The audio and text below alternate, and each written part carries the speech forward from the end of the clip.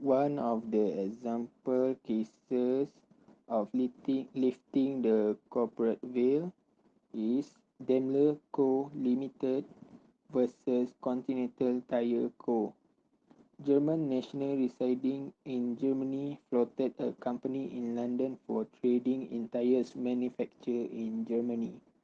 On a suit for recovery of debt filed by the company during First World War, the defendant argued that if the debts are repaid, it will amount to trading with enemy, held that a company will be regarded as having enemy character if the person having de facto control of its affairs are resident in an enemy country or wherever they may be are acting under instruction from or on behalf of the enemy.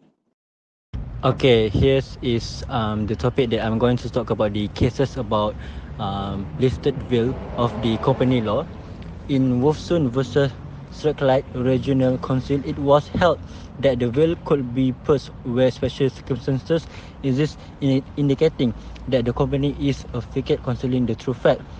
In Way Dalby at Broham, which dates back to 1911, the will was listed where Carroll Foster had incorporated companies to disguise their true involvement as sole.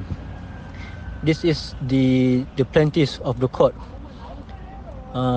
In that case of Guilford Motor Company versus Horn, the defendant.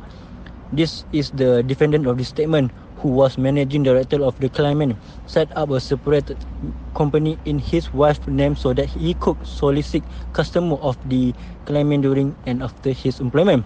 So this is the defendants of the cases in court.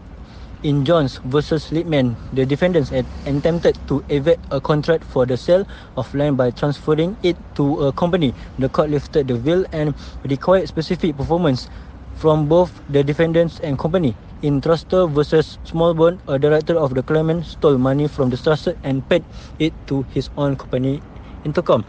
This is kind of cases, and they also have plaintiffs about the court and defendants about the cases.